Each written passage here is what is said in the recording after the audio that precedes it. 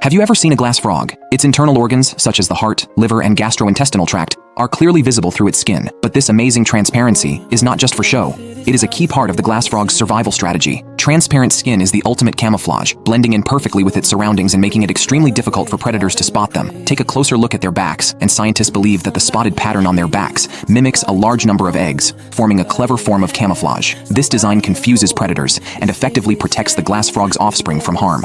If a predator dares to approach, the male glass frog will not hesitate to kick a few times to protect the precious eggs and assert his dominance.